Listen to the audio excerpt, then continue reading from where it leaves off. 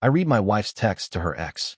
Once I get his inheritance, I'm all yours. So I protected every penny and served her divorce on her birthday. I never imagined I'd be the guy writing something like this. Honestly, I thought I had a good marriage. We'd been together for 7 years, married for 3. Her name's Laura. We met in college. She was this confident, funny, ambitious woman who could light up any room. We had our share of ups and downs, like any couple. Nothing too crazy. Typical arguments about money, work stress, family drama, normal stuff. I always believed we were solid. But looking back, there were signs. Little ones. Comments about how I should be more ambitious, like so-and-so's husband. Subtle digs about my car being too old, or how our vacations weren't Instagram-worthy enough.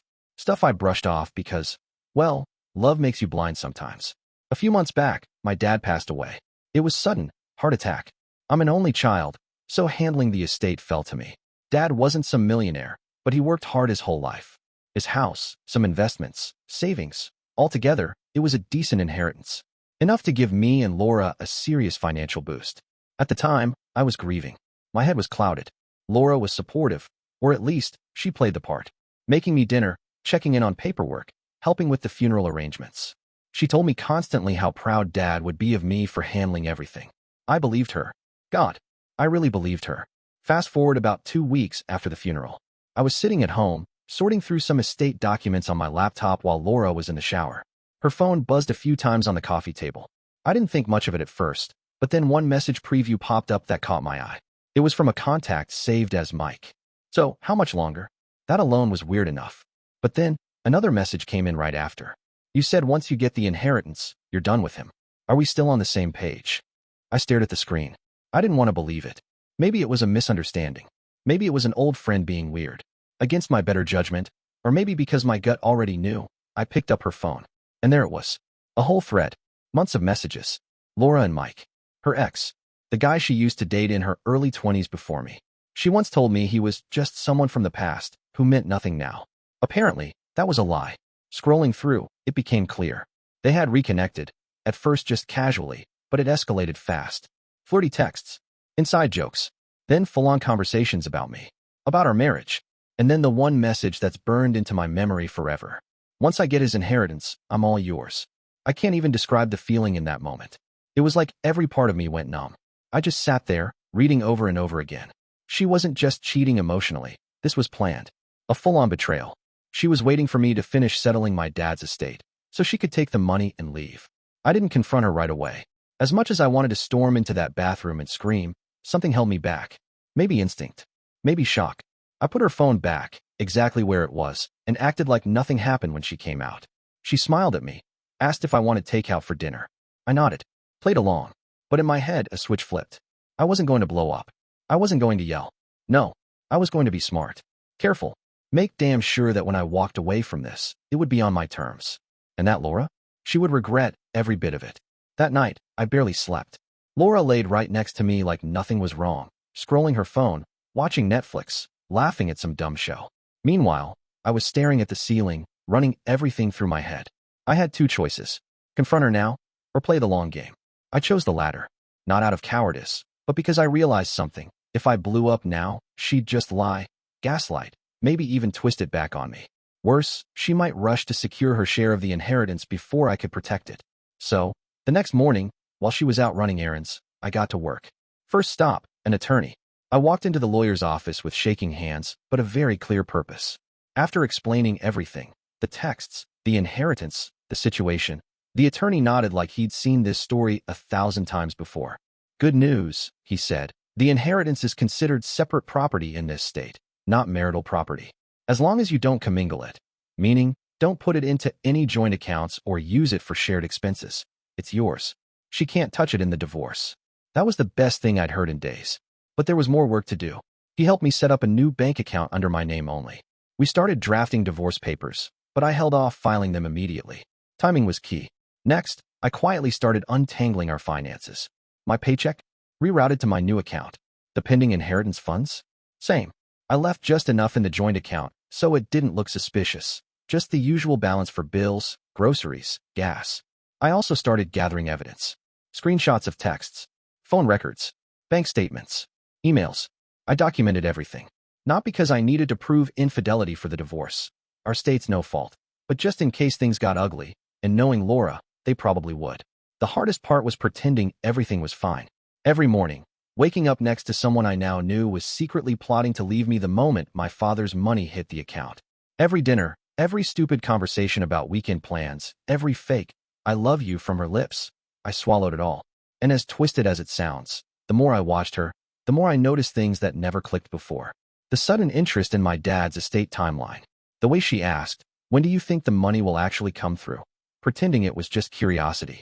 How she'd randomly mention things like, "Once we get that money, we should look at new cars," when in reality, we wasn't in her plan at all. I even caught her texting him, "Mike," late at night when she thought I was asleep. I didn't let on. I just memorized the pattern. Then one Friday night, something happened that almost made me snap. I overheard her on the phone while I was grabbing something from the garage. She didn't know I was just outside the door. Her words? Clear as day. "Yeah, babe, soon. He's almost done with the estate stuff. I just have to keep playing house for a little longer. Then I'm out. And we're good." I stood there, holding a wrench in my hand, staring at the wall, breathing like I'd just run a marathon. But I didn't storm in. I didn't say a word. Because by then, the money had already cleared, safely tucked away where she'd never touch it. The divorce papers were drafted, sitting in a manila folder in my desk drawer. And I had one final move left, the one that would blindside her the same way she blindsided me. I waited until the perfect day, her birthday. She woke up smiling, expecting brunch, presents, cake. I handed her an envelope over breakfast. She opened it, expecting something sweet. Instead, divorce papers. Her face? I'll never forget it.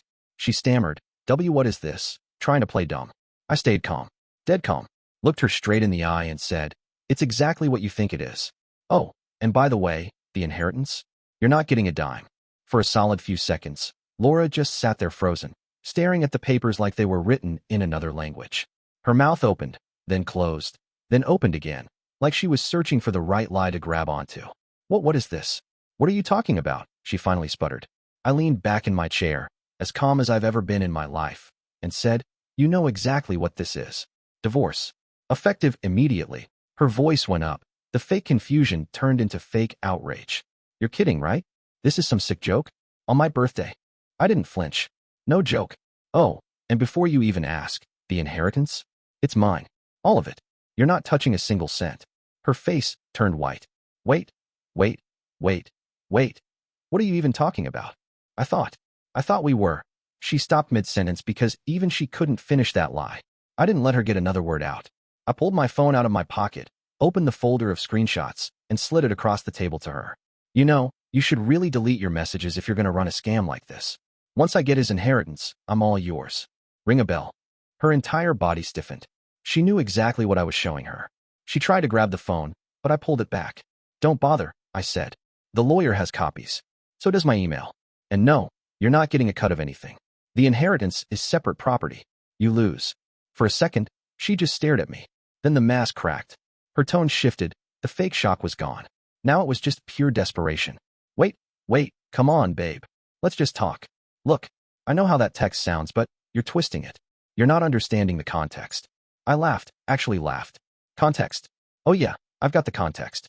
The part where you're screwing around with your ex and planning to leave me once you drain me dry." She stood up, pacing, hands in her hair. Okay, just slow down. We can work through this. We've had problems. Yeah, but couples work through stuff. Let's go to counseling, please." I stayed seated. "Counseling? You mean, like how you were working things out with Mike behind my back?" Boom. Dead silence. She had nothing. When she realized the sweet talking wasn't going to work, the anger came next. "You think you can just throw me out like this? After everything I've done for you? You wouldn't even have that inheritance without me helping you with your dad's funeral." That one made me pause. I looked her dead in the eye and said, "You helped because you thought there was a payout at the end.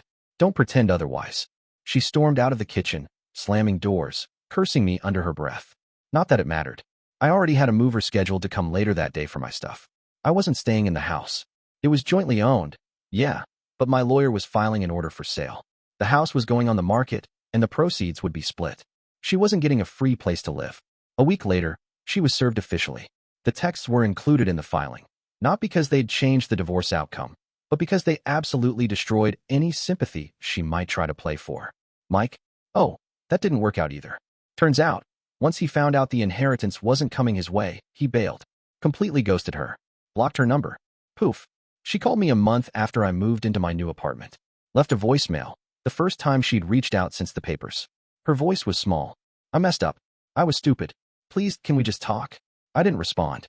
I blocked her number right after hearing it. I won't lie, it hurt. A lot. You don't spend 7 years with someone and just walk away without scars. But in the end, I walked away with my dignity, my future, and my father's legacy intact. She got exactly what she deserved. I appreciate you watching till the end. Hit that subscribe button and stay tuned for more content.